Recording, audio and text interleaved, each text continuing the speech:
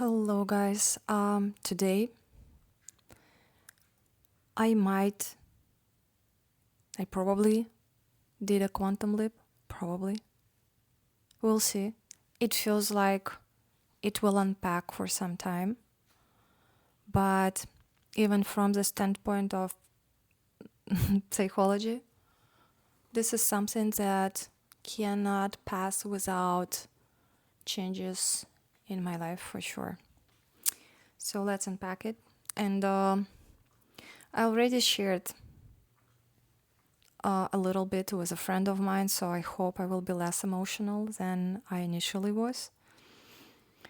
So I can actually focus on delivering the information instead of my emotions. So the whole story started yesterday. Before night, I usually meditate before going to bed. I usually meditate. For some reason, this is the best time when I have deepest meditations, usually.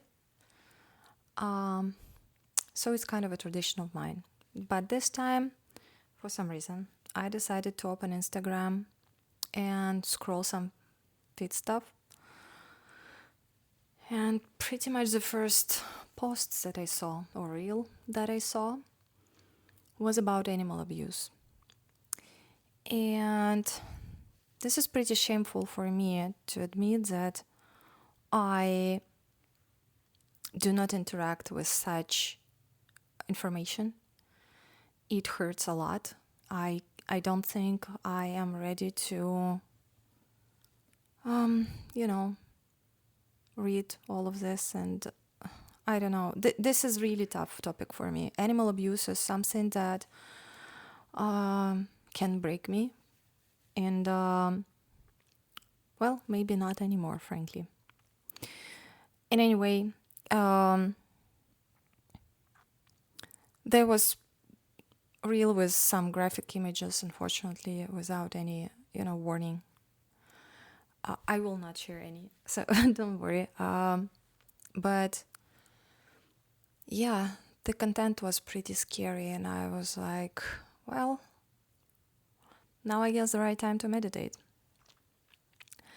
So I went into meditation, got in a really good deep state where the image, this graphic image, start to pop up all the time, like annoyingly. Like I kind of know how to deal with thoughts in meditations.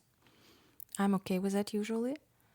And they are just passing by and it's okay. But that one was very annoying because probably it triggers me so much. It was so annoying. It was just popping in all wrong places and I couldn't get rid of it, and it made me angry because I saw this reel, because I opened Instagram before going to bed, because I cannot deal with such thing because of all the unfairness and all the pain. So at the end of the meditation, I thought it's kind of failed. Though I know that there is no such thing as failed meditation. The whole idea of meditation, of overcoming of yourself. And I didn't think I managed to do that. In any way, in meditation, what I felt is that the energy is going through my body, but for some reason, it does not interact with my body. It feels like it's just flowing on its own. Which was interesting to see because it felt like there is some obstacle in between me and that energy. It's not like block exactly, but it's like, a thin film where on one side of this film it's me and on the other side it's energy, and we're just like in kind of a parallel realities. I don't know how to explain it. It was just a feeling in this meditation.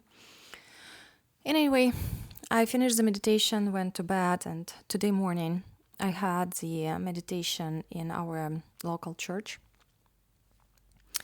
And it was a meditation the body parts meditation. I forgot what is that.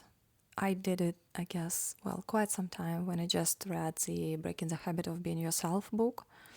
And this is a part of the book, the meditation is. And I thought that this meditation is more about like physical body, because a lot of people who are following Dispenza are having issues with their health, and this is how they got into meditation, to actually fix health issues.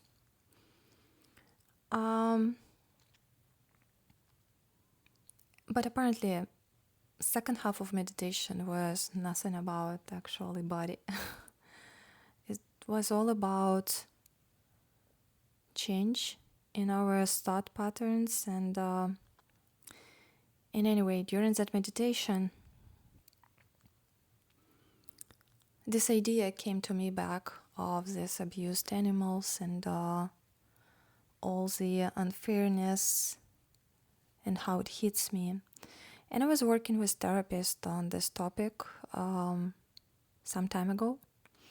And I know that this is my way to reflect my childhood abuse into something that is, is not me. So I dissociated from the problem and put this whole idea of problem into a different layout. So as far as I was abused as a child, and it was nothing I could do about it, my brains, and I think that this is relevant for a lot of people who are highly emotional in such things like animal abuse. For a lot of people, this is a very painful topic because their childhood brains could not manage the damage, could not manage the situation.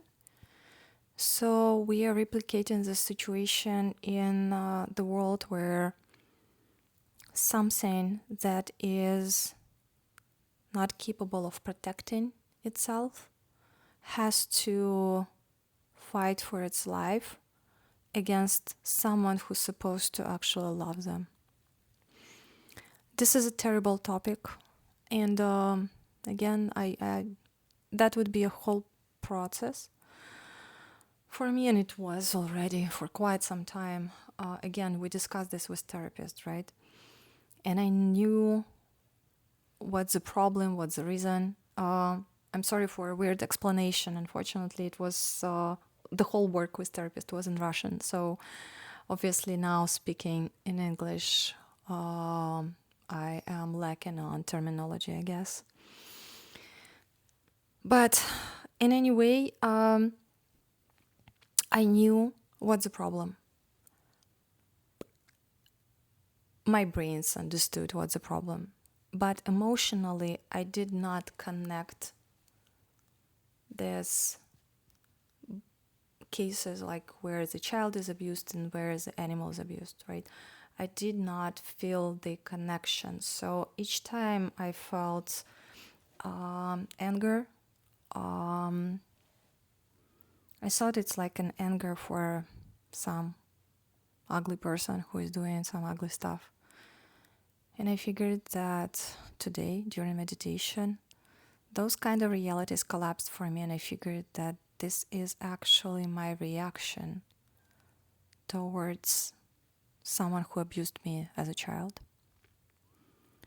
And I did not expect that because there is a lot of anger. There is a lot of pain. And I did not expect to name the person who did this to me and to feel those emotions toward this person.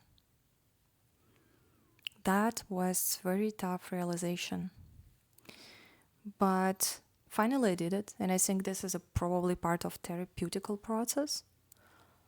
Though the next thing that I saw in meditation was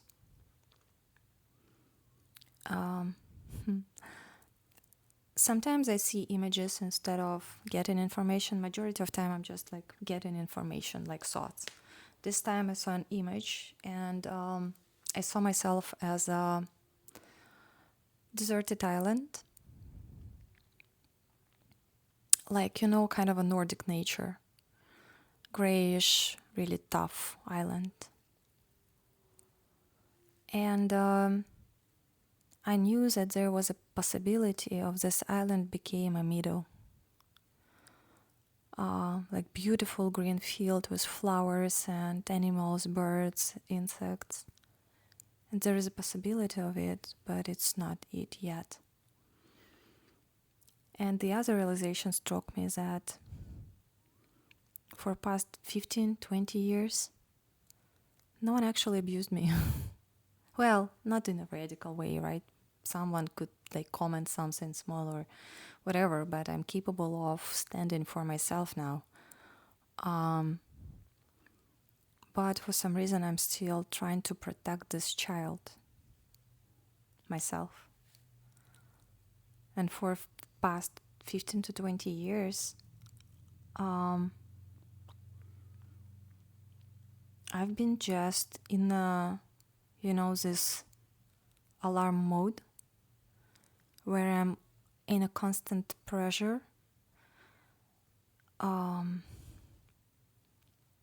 locking myself out of part of the experience of life to ensure that no one can abuse me again. No one can abuse this child again. And it's very sad to realize how much time I've been just in this mode of fear. And frankly speaking, for the record, my life is actually beautiful. I love it. I do have amazing people. I do have an amazing dog. I have a really good relationships with my parents. Everything is good. Like, there is no major, depression or anything around me that would actually make me think probably this direction. And probably that is part of the problem, because when you're fine, you might not dig as deep. And when you are in a pain, this is where people are changing, right? But those meditations, sometimes they just dig out stuff that that you did not expect to. And I guess this is the case for me. So I realized that majority of my adult life, I was hiding from part of the experience that might be the brightest and the best love and experience I could have, just in order to support this energy that I unfortunately had as a child and as a young adult, where I transformed it from fear into anger. And I was just living in that. And I figured how many areas in my life are based on this fine feeling. And it is actually the scariest thing, to be fine. Not scariest. That's way too loud, I guess. People are struggling with a lot of stuff, and there are way more scary things. But this reminds me of this story when, elephants are tied on the rope as the babies, and after that they do not go away, just even if you untie the rope. This is the feeling that I have, and this is scary from the standpoint of how I am doing this to myself. I am pretty much abusing myself now, and didn't even realize that. And after that realization, the other things came um, into reality, like the way I'm living, the way I am looking for a job and working, the way I'm choosing stuff. It is all based on just find the middle ground and be happy with that. And thinking that I could live like that all of my life is makes me actually really scared. What else can I dig out? Like there is a lot of stuff that is happening to us and some traumas we do not even realize. This is, I guess, the point. Our brains are very tricky. And I know that I do not remember a lot of experiences from my childhood. My brains have figured how to forget stuff that I don't like. And as far as in my childhood, I haven't had a lot of joy. Side effect of it is that now I can find joy in pretty much everything. Like I can find good in pretty much everyone. Just because I haven't know any better as a child. And to survive, I had to figure at least some glimpse of good life.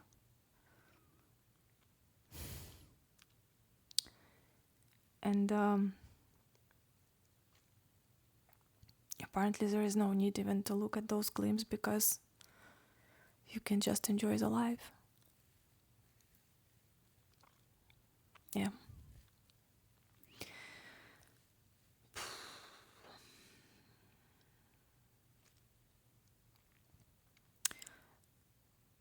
So obviously this is kind of a short version of all the thoughts and stuff. And I am trying to avoid details a little bit as I do not want impact other people. As a side note, I guess I have to mention that we are, as adults, we are the only person who is responsible for our life. That's it. As a child, we were dependent. But once childhood had passed, there is no one to blame. It's right to feel angry. It's right to feel scared. We have those emotions. We had those emotions. But now, today, it's only on us to decide if we're keeping this energy or not. And actually, the whole idea of the meditation that we've been doing was about tracking old patterns that kind of, decrease our energy or make us feel bad, feel sorry, anything negative. Track them and change them right in this moment. The point of this exercise is that our brains are built in the ways that we remember and follow only patterns that we are repeating and remind ourselves. So this is why those childhood traumas are so deep inside of us and it's hard to get rid of them because 39 years I've been carrying it with me and it been triggered each time something bad happened.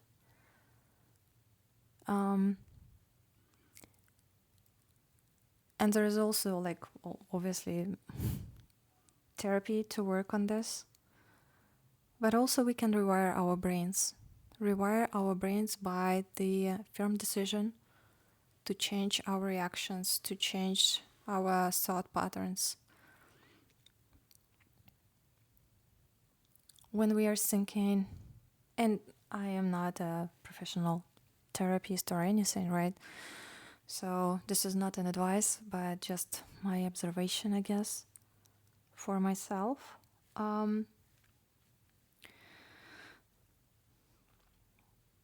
When I meet those emotions that are very painful, first thing, probably I will try to not avoid translation of those emotions into my own personal life, right? So if I see another post with animal abuse and I feel this anger, I will admit that this is a feeling that I have towards people in my childhood. And my childhood had passed. And my inner child now needs actually love and support. And there is no one to protect it from right now. So instead of feeling this anger, it's way better to feel love to this child, to give it protection and all the positive stuff that it can, no matter how I actually triggered to feel in this moment, So it's my choice. And by doing this choice 2, 3, 4 times, 5 times, we will be able to rewire our brains to I guess, think in a different way. And this is how actually those quantum leaps are happening when you are changing. When you are changing on some level that you're kind of a new person now, Anyway,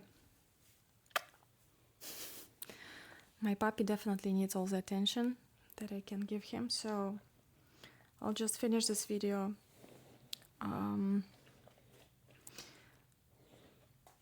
We'll see. I feel like there might be a lot of afterthoughts and other unpackings, because it's not only about the emotion itself, but also about a lot of things that I blocked out of my life. And those are very subtle things. It's not that easy to notice them, and especially it's pretty impossible to notice things that you do not even know about, So let's see where it will all end up. And I hope that with today's realization, I will be a way better person, living in a way better reality. Lately, especially with one of my dogs' diagnosis, we treated it, so she's now fine. But it made me realize that I am living fine life, but there is so much more that I want. There is so much more that I would want for my dogs, and they definitely deserve their best life. Back to trauma. Well, they do deserve their best, no matter of trauma or not. I feel like if I took responsibility for them and I am the only person they can rely on, that means it's on me to actually ensure that their life is fun and full of adventure. So I hope I will be able to achieve that. And I'll talk to you in the next video. Bye.